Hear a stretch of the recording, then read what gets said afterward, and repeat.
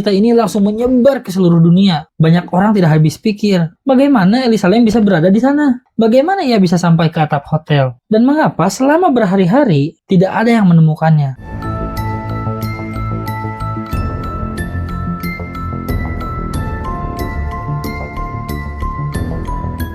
Halo guys, terima kasih udah klik video ini dan selamat datang kembali di Ruang Obrolan Malam. Malam ini aku ingin mengajak kalian membahas sebuah kasus yang mungkin sudah pernah kalian dengar. Tapi aku yakin masih banyak detail yang belum diketahui kebanyakan orang. Kasus ini terjadi pada awal tahun 2013.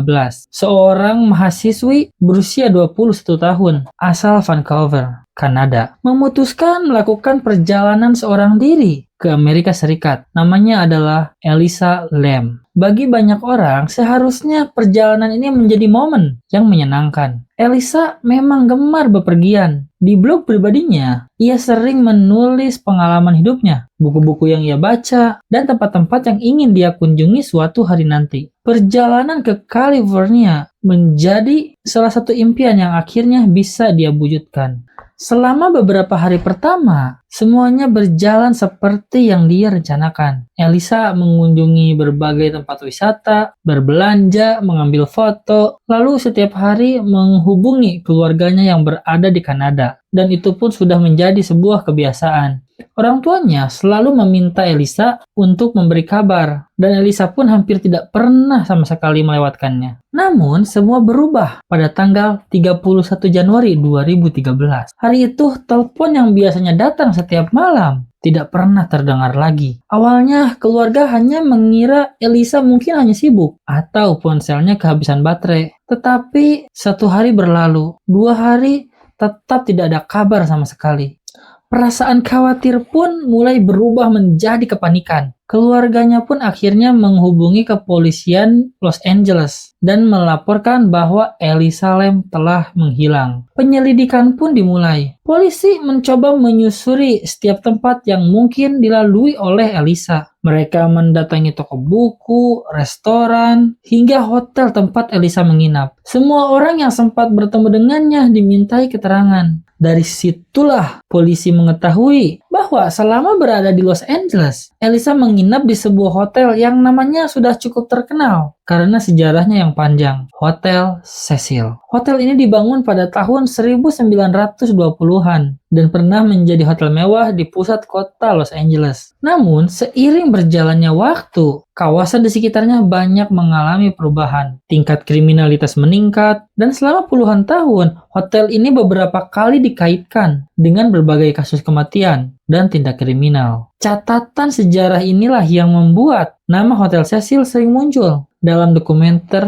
dan pembahasan misteri. Meski begitu, tidak ada bukti bahwa Elisa Lam memilih hotel ini karena mengetahui reputasinya besar. Kemungkinan ia hanya mencari hotel dengan harga yang sesuai untuk perjalanannya seorang diri. Hari-hari pertama di hotel ini tampak berjalan normal. Elisa masih terlihat keluar masuk hotel, berinteraksi dengan orang lain, dan menjalani aktivitas seperti wisatawan pada umumnya. Sampai akhirnya jejaknya berhenti begitu saja. Tidak ada saksi yang bisa memastikan kemana Elisa Lam pergi malam itu. Tidak ada pesan terakhir, tidak ada panggilan telepon, dan tidak ada petunjuk yang jelas.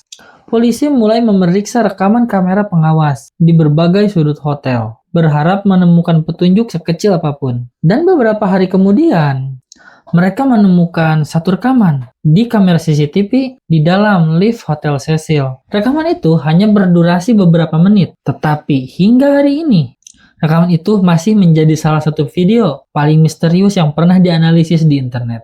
Apa yang sebenarnya terjadi di dalam lift itu? Setelah beberapa hari melakukan pencarian, polisi akhirnya menemukan satu petunjuk yang kemudian mengubah arah penyelidikan. Petunjuk itu bukan berasal dari seorang saksi, bukan pula dari barang milik Elisa, melainkan dari sebuah rekaman kamera pengawas yang berada di dalam lift Hotel Cecil. Video itu direkam pada tanggal 31 Januari 2013, dan sampai hari ini jutaan orang di seluruh dunia masih memperdebatkan apa yang sebenarnya terjadi di dalam lift tersebut. Kalau kalian pernah melihat videonya, mungkin kalian akan langsung memahami kenapa rekaman ini begitu terkenal.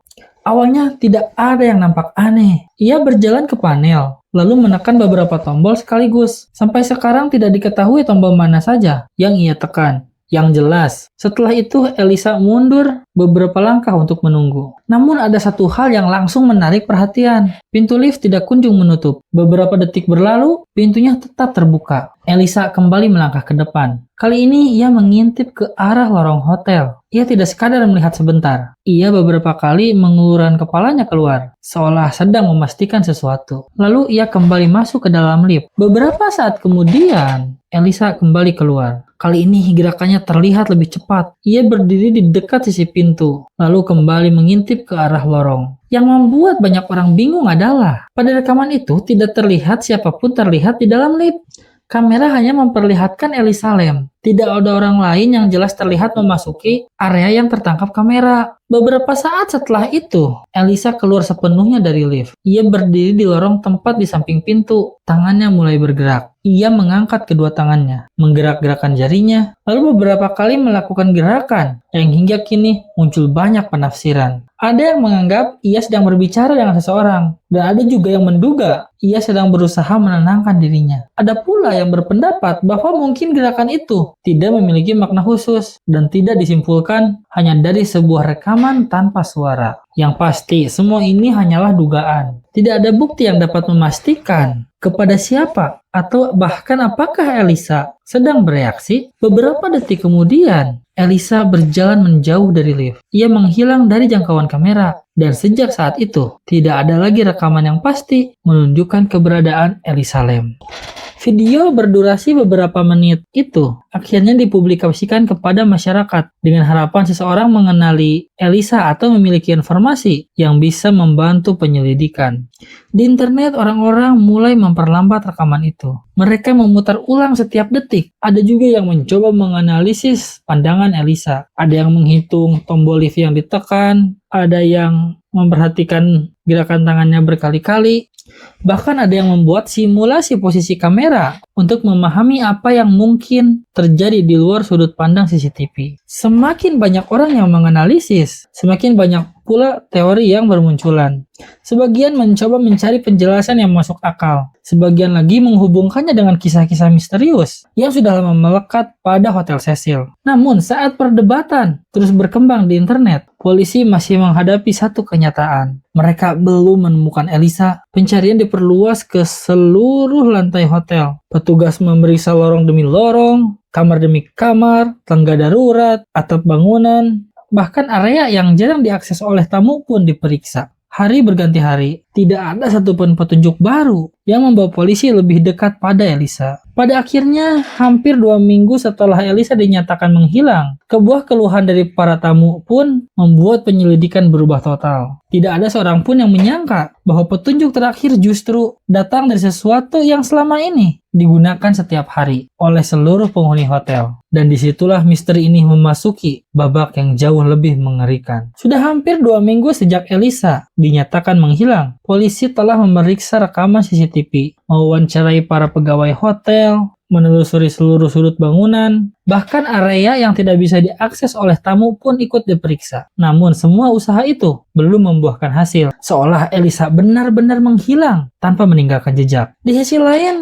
para tamu Hotel Cecil mulai mengeluhkan sesuatu yang tidak biasa. Air di kamar mereka tiba-tiba mengalir dengan pelan. Sebagian mengatakan airnya berubah warna, ada juga yang mengeluhkan rasa dan baunya yang aneh. Awalnya pihak hotel mengira masalah itu hanyalah gangguan pada saluran air. Tapi karena keluhan terus berdatangan, seorang petugas akhirnya diminta untuk memeriksa tangki air yang berada di atap hotel. Tangki-tangki itu memasok air hampir seluruh bangunan. Saat salah satu tutup tangki dibuka, petugas itu menemukan sesuatu yang membuat penyelidikan berubah selamanya. Di dalam tangki air itulah jasad Elisa Lam ditemukan. Berita ini langsung menyebar ke seluruh dunia. Banyak orang tidak habis pikir, bagaimana Elisa Lam bisa berada di sana? Bagaimana ia bisa sampai ke atap hotel? Dan mengapa selama berhari-hari tidak ada yang menemukannya? Pertanyaan-pertanyaan itu segera memenuhi internet. Penyelidikan pun berlanjut. Polisi memeriksa akses menuju atap, kondisi tangki air, serta seluruh bukti yang berhasil dikumpulkan. Hasil autopsi kemudian dipublikasikan. Dalam laporan resmi, penyebab kematian Elisa Lam dinyatakan sebagai tenggelam. Laporan tersebut juga tidak menemukan bukti yang mengarah pada tindak kekerasan oleh orang lain. Namun seperti banyak kasus yang mendapat sorotan luas, kesimpulan resmi itu tidak menghentikan berbagai teori yang terus berkembang di internet. Ada yang berpendapat rekaman lift menunjukkan Elisa sedang ketakutan. Ada yang menghubungkannya dengan sejarah kelam Hotel Cecil. Bahkan ada yang mengaitkannya dengan hal-hal supranatural. Namun hingga hari ini, tidak ada bukti yang dapat memastikan teori-teori tersebut benar. Yang benar-benar diketahui hanyalah fakta yang berhasil didokumentasikan dalam penyelidikan. Dan karena itu masih banyak pertanyaan yang belum terjawab sepenuhnya. Kasus Elisa Lam terus menjadi bahan diskusi selama bertahun-tahun. Bahkan lebih dari 1 dekade kemudian, rekaman lift itu masih diputar ulang oleh jutaan orang. Sebagian mencoba mencari detail yang mungkin terlewat. Sebagian lagi mencoba memahami apa yang sebenarnya dirasakan Elisa pada malam itu. Apakah semua ini dapat dijelaskan sepenuhnya? Atau masih banyak bagian dari kisah ini yang tidak akan pernah diketahui? Mungkin hanya Elisa yang mengetahui kebenarannya. Terlepas dari berbagai teori yang beredar, ada satu hal yang menurutku penting untuk kita ingat. Di balik salah satu misteri paling terkenal di internet, ada seorang perempuan muda yang berangkat untuk menikmati perjalanan seorang diri, tetapi tidak pernah kembali ke rumahnya. Semoga Elisa Lam bisa beristirahat dengan tenang, dan semoga keluarganya diberikan kekuatan menghadapi kehilangan yang begitu besar. Menurut kalian, apa kasus ini sepenuhnya sudah terjawab? Atau masih ada pertanyaan yang membuat kalian penasaran? Tulis pendapat kalian di kolom komentar. Tetapi tetap saling menghormati dan menghindari menyampaikan dugaan sebagai fakta. Terima kasih sudah menemani aku di ruang obrolan malam, dan sampai jumpa di berkas selanjutnya.